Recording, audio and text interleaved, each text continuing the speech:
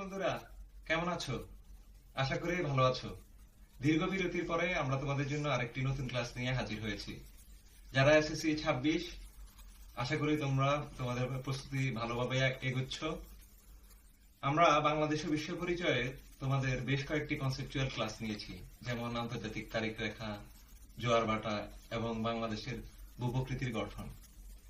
শিক্ষার্থীদের বিশেষ অনুরোধে বাংলাদেশের বাংলাদেশ ও বিশ্ব পরিচয়ের সৌরজগৎ এবং ভূমণ্ডল অধ্যায়ের একটি পার্ট আমরা আজকে ক্লাস নেওয়ার চেষ্টা করব।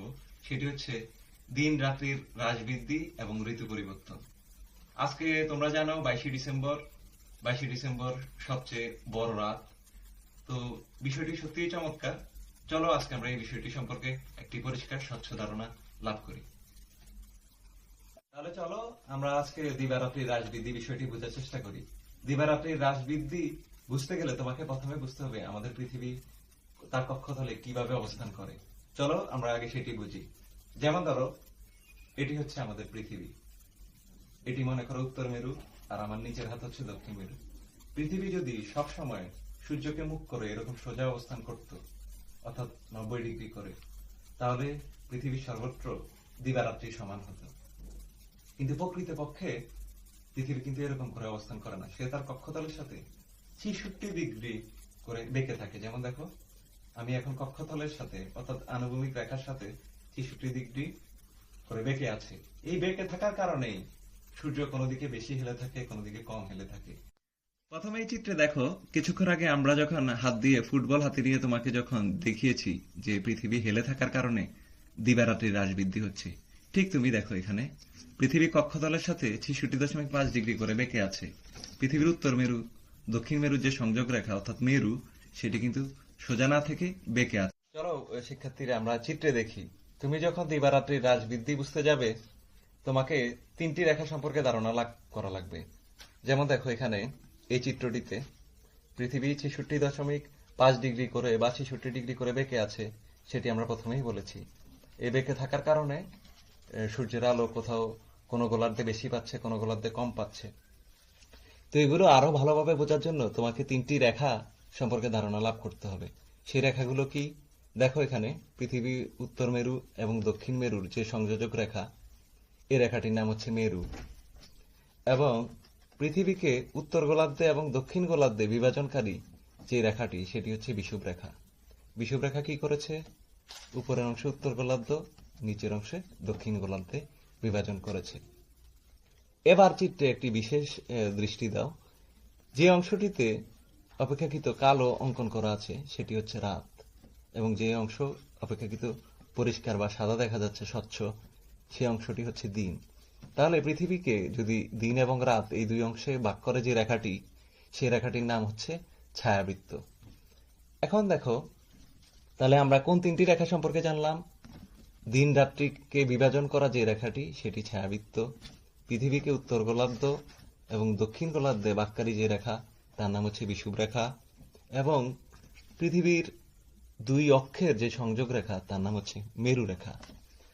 এখন দেখো 22শে ডিসেম্বরের ক্ষেত্রে যেটি ঘটে, উত্তর গোলার্ধে বেশিরভাগ অংশ জুড়ে রাত এবং উত্তর গোলার্ধের সামান্য অংশ সূর্যের আলো পাচ্ছে। ঠিক বিপরীত ঘটনা দক্ষিণ গোলার্ধে। দক্ষিণ গোলার্ধের বেশিরভাগ অংশ সূর্যের দিকে হেলে থাকায় সে অংশগুলোতে দিন, অর্থাৎ দক্ষিণ গোলার্ধের বেশিরভাগ অংশ বা বেশিরভাগ স্থান, দেশ, সেগুলো সূর্যের দিকে তাকিয়ে থেকে থেকে অতিক্রম করছে, যার কারণে দিনের বেশিরভাগ অংশ সে সূর্যের আলো পাচ্ছে এবং তার দিনের দৈর্ঘ্য বেশি হচ্ছে। তাহলে দিনের দৈর্ঘ্য বেশি হওয়া, রাতের দৈর্ঘ্য বেশি হওয়া, সেটির উপর ভিত্তি করে আমরা কি করছি? ঋতুতে ভাগ করছি। যেমন এখন দেখো ডিসেম্বর মাস, আমাদের দেশে দীর্ঘ রাত। সন্ধ্যা 5টায় আমাদের সূর্যাস্ত যাচ্ছে, সকাল 6টায় সূর্য উদয় করছে। তার মানে হচ্ছে প্রায় 13 ঘন্টার দীর্ঘ রাত এবং 11 ঘন্টার দিন। তার মানে হচ্ছে এই সময়টাতে উত্তর গোলার্ধে শীতকাল। ঠিক বিপরীত ঘটনা দক্ষিণ গোলার্ধে, কিন্তু অস্ট্রেলিয়া বা এই ধরনের নিউজিল্যান্ড, এই দেশগুলোতে এখন কিন্তু গ্রীষ্মকাল কিংবা সামার। সেখানে দেখো তাদের আবার কি হচ্ছে? তাদের রাত এখন ছোট, দিন বড়। তার মানে উত্তর গোলার্ধে যখন শীতকাল, দক্ষিণ গোলার্ধে তখন গ্রীষ্মকাল। উত্তর গোলার্ধে দিন ছোট, দক্ষিণ গোলার্ধে দিন দীর্ঘ, দক্ষিণ গোলার্ধে রাত ছোট, উত্তর গোলার্ধে রাত দীর্ঘ। ঠিক সমান ঘটনাগুলোই কিন্তু বিপরীত ঘটনা দুই গোলার্ধে ঘটছে। ঠিক এরকম আরেকটি চিত্র 21শে জুনে গিয়ে আমরা বিপরীত অবস্থায় কি হয় সেটি দেখব। ঠিক এখন দেখো 21শে জুন তারিখে কি ঘটছে। পৃথিবী কিন্তু দেখো উত্তর মেরু দক্ষিণ মেরু যে সংযোগ রেখা, যেটা আমরা বলছি মেরু রেখা কিন্তু ঠিক আগের মতো একই 66 ডিগ্রিতে বেঁকে আছে। কিন্তু পৃথিবী ঘুরতে ঘুরতে কোথায় এসে গেছে, তার অবস্থান পরিবর্তন করেছে, কিন্তু সে একই রকম করে আছে। এখন দেখো 21শে জুন তারিখে কি হচ্ছে। উত্তর গোলার্ধ সূর্যের দিকে মুখ করে থাকায় উত্তর গোলার্ধে দীর্ঘ সময় ব্যাপী দিন হচ্ছে। দেখতে পাচ্ছ এই অংশটি অধিক পরিমাণে আলো পাওয়ার কারণে সেখানে দিন, আর সামান্য একটু অংশ কি হচ্ছে, রাত হচ্ছে। তার মানে এখন উত্তর গোলার্ধে কি হলো, গ্রীষ্মকাল এসে পড়লো। উত্তর গোলার্ধে তো আজীবন শীতকাল থাকবে না। উত্তর গোলার্ধের মানুষ পিঠাপুলি খাবে, একটু শীত উদযাপন করবে, তাই না? ঠিক বিপরীত ঘটনা দেখো উত্তর গোলার্ধের বিপরীতে যে দক্ষিণ গোলার্ধে, জুন মাসে দক্ষিণ গোলার্ধে কি হচ্ছে, সেখানে দীর্ঘ রাত এবং অল্প একটু অংশ কি হচ্ছে, দিন হচ্ছে। তার মানে ছোট দিন দীর্ঘ রাত দক্ষিণ গোলার্ধে, আর উত্তর গোলার্ধে বড় দিন ছোট রাত। বড় দিন মানেই হচ্ছে গ্রীষ্মকাল, আর বড় রাত মানেই হচ্ছে শীতকাল। এ থেকে তুমি দেখতে পাচ্ছ উত্তর গোলার্ধে যখন গ্রীষ্মকাল চলছে, দক্ষিণ গোলার্ধে তখন শীতকাল চলছে। 22শে ডিসেম্বরে আমরা যে ঘটনাটি তোমাদেরকে বর্ণনা করেছি, ঠিক তার বিপরীত ঘটনাটি এসে ঘটছে 21শে জুন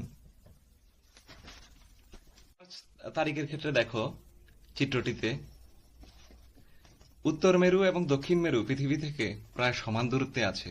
যেহেতু আমাদের চিত্রটা 2D হওয়ার কারণে তোমার কাছে মনে হতে পারে যে দক্ষিণ মেরুটা সম্ভবত সূর্যের কাছে আছে। বিষয়টা সেটি নয়।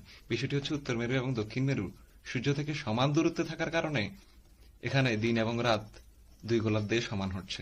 তুমি দেখো উত্তর গোলার্ধের যতটুকু অংশ দিন এবং যতটুকু অংশ রাত, এগুলো প্রায় সমান, এবং প্রতিটি কাল্পনিক রেখা অর্থাৎ কর্কটক্রান্তি রেখা, নিরক্ষরেখা, মকরক্রান্তি রেখা সমানভাবে এই যে ছায়াবৃত্ত দ্বারা কি হচ্ছে, বিভাজিত হয়েছে। তোমরা আগে থেকে তোমাদের পাঠ্য বই থেকেই জানো যে 21শে মার্চ এবং 23শে সেপ্টেম্বর দিবারাত্রি সমান হয়, এবং 21শে জুন 22শে ডিসেম্বর তখন তোমার দিন রাত্রি বড় ছোট হয়ে গোলার্ধ বেঁধে। তো 21শে মার্চের বর্ণনা শেষে এখন দেখো আমরা 23শে সেপ্টেম্বরের চিত্রতে এসেছি। 21শে মার্চে যে ঘটনাগুলো বলেছি, 23শে সেপ্টেম্বর কিন্তু একই ঘটনাগুলো ঘটে বলেই দিন রাত্রি সমান। উত্তর মেরু এবং দক্ষিণ মেরু সূর্য থেকে সমান দূরত্বে আছে। দূরত্বে থাকার কারণে দুই গোলার্ধেরই দিন রাত্রি প্রায় সমান। দেখতে পাচ্ছ দিন রাত্রি সমান। এই গোলার্ধেতেও দিন এবং রাত প্রায় সমান। এই কারণেই 21 এবং 23শে সেপ্টেম্বর দিন রাত্রি সমান, আর রেখাগুলো ঠিক আগে চিত্রের মতোই সমানভাবে বিভাজিত হচ্ছে। এখন তোমরা এখানে নতুন একটি চিত্র দেখতে পাচ্ছ।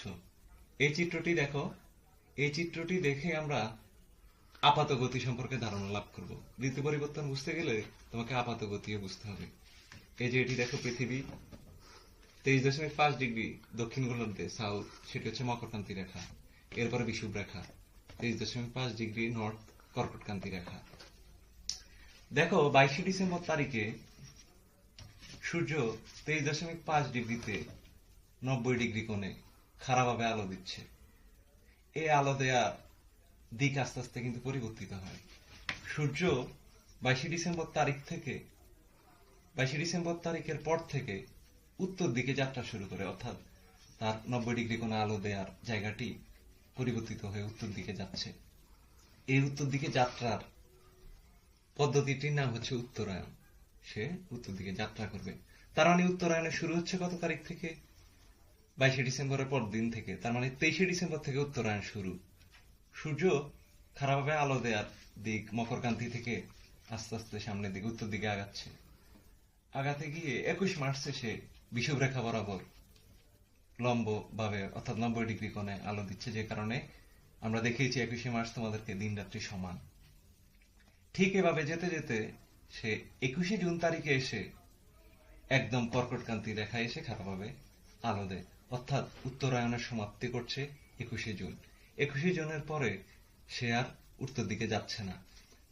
এই কারণে 21শে জুন তারিখে বলা হচ্ছে উত্তর অয়নান্ত, অর্থাৎ উত্তরায়ণের অন্ত ঘটছে বা সমাপ্তি ঘটছে। দেখো, আমরা বলেছি 21শে জুন তারিখের পরে উত্তরায়ণ আর ঘটছে না, অর্থাৎ উত্তর অয়নান্ত। তাহলে মকরক্রান্তি থেকে উত্তরায়ণের যাত্রা শুরু হয়ে কোথায় শেষ হলো? কর্কটক্রান্তি রেখায় শেষ হলো। তার মানে আমরা বলতে পারি এটাকে কর্কট সংক্রান্তি।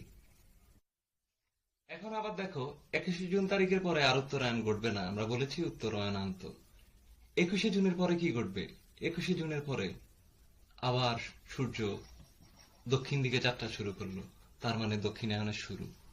22 তারিখ থেকে দক্ষিণায়নের শুরু হচ্ছে, তার মানে সূর্য কর্কটক্রান্তি রেখায় যে খারাপভাবে কিরণ দিচ্ছিল, সেই কিরণ দেওয়ার যাত্রা দক্ষিণ দিকে শুরু হচ্ছে। সে একসময় কর্কটক্রান্তি থেকে 90 ডিগ্রিতে আলো দিতে দিতে সে একসময় 23শে সেপ্টেম্বরে এসে বিষুব রেখায় আলো দিবে 90 ডিগ্রিতে। এরপরে মকরক্রান্তিতে এসে সে 90 ডিগ্রিতে আলো দিবে, অর্থাৎ মকরক্রান্তিতে এসে তার দক্ষিণায়নের কিন্তু সমাপ্তি করছে। এটার নাম হচ্ছে মকর সংক্রান্তি।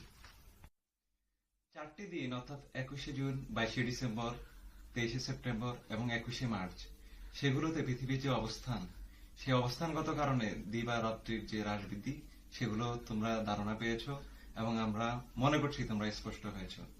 যে বিষয়টি বাকি থেকে গেল সেটি হচ্ছে ঋতু। তাহলে ঋতু পরিবর্তন কেন হচ্ছে? ঋতু পরিবর্তন সম্পূর্ণটা নির্ভর করে সূর্যের আলো কত বেশি তুমি পাচ্ছ। সূর্যের আলো পাওয়া মানে হচ্ছে তাপ বেশি পাবে, তাপ বেশি পাওয়া মানে সে অঞ্চলে উষ্ণ থাকে, উষ্ণ থাকার কারণে সেখানে গ্রীষ্ম হচ্ছে। এখন আমরা আরেকটু বোঝার চেষ্টা করি। যেমন মনে করো আমার এই দুটি হাত, এই ডান হাত হচ্ছে রাত, বাঁ হাত হচ্ছে দিন। যদি দেখো কখনো রাত বড় হচ্ছে, অর্থাৎ এখানে সমতা, দিন 12, রাতও 12 ঘন্টা, কিন্তু রাত আস্তে আস্তে 13 ঘন্টা হচ্ছে, 14 ঘন্টা হচ্ছে, অর্থাৎ রাত বাড়ছে। রাত বাড়া মানে হচ্ছে শীতকাল। শীতকালের পরে কি আসবে? বসন্তকাল আসবে। ঠিক এবার মনে করো দিন বাড়ছে, 12 ঘন্টা, 13 ঘন্টা, 13.5 ঘন্টা, 14 ঘন্টা। দিন বড় হওয়া মানে হচ্ছে গ্রীষ্মকাল। দিন বড় হওয়ার পরে গ্রীষ্মের পরে যে সময়টা আসবে সেটি হচ্ছে শরৎ। চলো এখন আমরা ঋতু পরিবর্তন সম্পর্কে আরো গুরুত্বপূর্ণ কিছু বিষয় জানি। তোমরা প্রথম থেকেই জানো যে বাংলাদেশ মৌসুমী জলবায়ু দ্বারা প্রভাবিত। এখন দেখো, শীতকালে যখন উত্তর দিক থেকে আগত শুষ্ক বাতাস, এই শুষ্ক বাতাসের ভেতরে আন্তঃকোষীয় যেমন ধরো মাটির কণা যে আন্তঃকোষীয় ফাঁক থাকে, যেখানে পানি থাকে, ঠিক এরকম বাতাসের ভেতরেও এরকম অবস্থা। সেই উষ্ণ বাতাসে আন্তঃকোষীয় ফাঁক কম থাকে, যে ফাঁকের ভেতর দিয়ে সে কি করতে পারে? জলীয় বাষ্প ধারণ করতে পারে। এই কারণে দেখবে শীতকালে শুষ্ক বাতাসে জলীয় বাষ্প কম থাকে, কারণ এই বাতাসটা ভ্রমণ করে আসছে উত্তর গোলার্ধের বিভিন্ন অঞ্চল, যেখানে জলাধারের পরিমাণ কম। এ কারণে সে যথেষ্ট পরিমাণে বাষ্প পাচ্ছে না। সামান্য পরিমাণে বাষ্প যদিও সে পায়, সেটি পর্বতের সাথে, যেমন আমাদের দেশে আসার আগে হিমালয়ের সাথে সে ধাক্কা খাচ্ছে, ধাক্কা খেয়ে শৈলক্ষেপ বৃষ্টি হচ্ছে, অর্থাৎ পর্বতের সাথে ধাক্কা খেয়ে যে বাড়িপাত হয় সেটি হচ্ছে শৈলক্ষেপ বৃষ্টি। এই কারণে এই শুষ্ক বাতাসে জলের পরিমাণ অত্যন্ত কম, যার প্রভাবে শীতকালে উদ্ভিদ সহ অন্যান্য প্রাণী তাদের যে প্রয়োজনীয় পরিমাণ পানি থাকার কথা শরীরে, সেটি তারা পায় না। যেমন আমাদের ক্ষেত্রে কি হয়? আমাদের ঠোঁট ফাটে। উদ্ভিদের ক্ষেত্রে কি হচ্ছে? তার শরীরের যাবতীয় শারীরবৃত্তীয় কাজ করার জন্য যে পরিমাণ জলের দরকার সেটি সে পায় না। না পাওয়ার কারণে সে কি করে? তার শরীরের যেমন পাতা, বেশিরভাগ পাতাগুলোকে সে কি করে? জড়িয়ে ফেলে। এটার জন্য আমি তোমাদেরকে একটা উদাহরণ দিতে পারি। যেমন ধরো তোমার বাসায় 5 জন মানুষ আছে, তোমার কাছে 2 লিটার পানি আছে। এই 2 লিটার পানি দিয়ে তুমি 5 জন মানুষকে বাঁচিয়ে রাখতে পারবে, কিন্তু তোমার রুমে বা তোমার বাসায় যদি 8 জন মানুষ থাকে, তুমি এই 2 লিটার পানি দিয়ে সবাইকে বাঁচিয়ে রাখতে পারবে না। তখন তোমাকে 3 জনকে বাসা থেকে বের করে দিতে হবে অন্য কোনো পানির উৎস খোঁজার জন্য। এই 5 জনকে তুমি কি করবে? পানি দিয়ে টিকিয়ে রাখবে। ঠিক উদ্ভিদও একই কাজটি করে। সে তার পাতা, বিভিন্ন ডাল এগুলো জড়িয়ে ফেলে শরীরে জলের যে ভারসাম্য সেটি বজায় রাখে। শীতকালে এই ঘটনাটি ঘটে। এ কারণে দেখবে যে সকল দেশে মরুভূমি, সেই সব অঞ্চলে কিন্তু জলের অত্যন্ত সংকট। এ কারণে আমরা দেখবো যে মরুভূমির বেশিরভাগ উদ্ভিদের কাঁটা জাতীয় হয়। এই কাঁটাটাও কিন্তু একটা বিশেষ ধরনের পাতা, যেটি জলের অভাবে নিজেকে টিকিয়ে রাখার জন্য সংকুচিত হয়ে কাঁটায় রূপ নেয়। এটা এক ধরনের বিশেষ ধরনের অভিযোজন। যেমন তোমরা সুন্দরবনে ঠেসমূল, শ্বাসমূল, এই যে উদ্ভিদের বিশেষ ধরনের অভিযোজন করে প্রকৃতিতে প্রতিকূল পরিবেশে টিকে থাকার একটা প্রচেষ্টা, ঠিক মরুভূমি অঞ্চলেও এই কাঁটা জাতীয় উদ্ভিদগুলো একই পদ্ধতি অবলম্বন করে। ঠিক শীতকালের বিপরীত ঘটনাটা আমরা বসন্তকালে দেখি। বসন্তকালে আমরা দেখি যে গাছে নতুন পাতা আসে। তার মানে কি, শীতের যে একটা সংকটকাল ছিল জলের সংকটের কারণে, সেই সংকটকুল পরিবেশ থেকে সে আস্তে আস্তে অনুকূল পরিবেশে আসে। তখন প্রকৃতিতে সে আগের চেয়ে বেশি পরিমাণ পানি পায় এবং সে তার যে স্বাভাবিক বৃদ্ধি, গাছে নতুন পাতা জন্মানো, কুড়ি আসা, ফুল আসা, এগুলো আমরা দেখি। সারা বিশ্বে এই ঋতু হচ্ছে 4টি: গ্রীষ্ম, তারপর শীত, শরৎ, বসন্ত। আমাদের দেশে 6টি ঋতু। এটার কারণ হচ্ছে আমাদের দেশের বিশেষ অবস্থান। ভৌগোলিকভাবে আমরা কোথায় অবস্থিত? বে অফ বেঙ্গল অর্থাৎ বঙ্গোপসাগরের পারে এবং হিমালয়ের, আমাদের উত্তরে রয়েছে হিমালয় পর্বত, দক্ষিণে রয়েছে বিশাল জলের একটা উৎস। দক্ষিণে প্রচুর পরিমাণে জলীয় বাষ্প হয়ে মেঘ তৈরি হয়ে, সেই মেঘ যখন উত্তর দিকে যায়, যাওয়ার পরে হিমালয় পর্বতে ধাক্কা খায়। হিমালয় পর্বতে ধাক্কা খেয়ে যে মেঘরা আসছে দক্ষিণ দিকে আর যে মেঘরা দক্ষিণ থেকে যাচ্ছে, তাদের দেখা হয়। দেখা হয়ে এই দুই মেঘ একসাথে হয়ে তাদের জলীয় বাষ্পটা কি হচ্ছে, একসাথে ঘনীভূত হয়। ঘনীভূত হয়ে অধিক পরিমাণে বৃষ্টি হয়। এ কারণে আমাদের দেশে বর্ষাকাল সময়টাতে 3/4 বৃষ্টিপাত হয়। এই বিশেষ অবস্থানের কারণেই আমাদের দেশে কিন্তু বর্ষাকালটি হচ্ছে। এছাড়া তোমরা জানো আমাদের দেশের উপর দিয়ে কর্কটক্রান্তি রেখা গেছে। যে সকল দেশের উপর দিয়ে কর্কটক্রান্তি রেখা গেছে সেই দেশগুলো বেশিরভাগই হচ্ছে মরুভূমি। তো তাদের দেশে তো বর্ষাকাল নেই। বর্ষাকাল না থাকার কারণ হচ্ছে আমাদের দেশের মতো দক্ষিণে এত বিশাল পরিমাণে এই যে জলাধার বঙ্গোপসাগর, এটা তাদের নেই। আবার আমাদের উত্তরে কি আছে? হিমালয় পর্বত, যেটি প্রথমে বললাম, সেটিও তাদের নেই। তাহলে ঋতু বিষয়ক যে বিষয়গুলো, সেগুলো কি কারণে ঋতু হচ্ছে সেটা তোমরা বুঝতে পারলে। তো আশা করি আজকের ক্লাস থেকে দিবারাত্রির হ্রাস বৃদ্ধি, কেন গ্রীষ্মকাল হচ্ছে, কেন দিন বড় হচ্ছে, কিংবা কোন গোলার্ধে দিন বড়, বিপরীত গোলার্ধে কেন রাত বড়, মানে এগুলো কেন হচ্ছে, এই কারণগুলো আমরা তোমাদেরকে স্পষ্ট করেছি। তো আশা করি তোমরা এই জিনিসগুলো ভালোভাবে বুঝবে। এখন এই জিনিসগুলো পড়ার পরে তোমরা তোমাদের পাঠ্য বইয়ে এটার বিশদ বর্ণনা আছে, সেই বর্ণনাগুলো এবং তোমরা এগুলো যখন খুঁটিনাটি করবে, তোমরা তোমাদের নৈর্ব্যক্তিক প্রশ্নগুলোর ও সঠিক উত্তর করতে পারবে।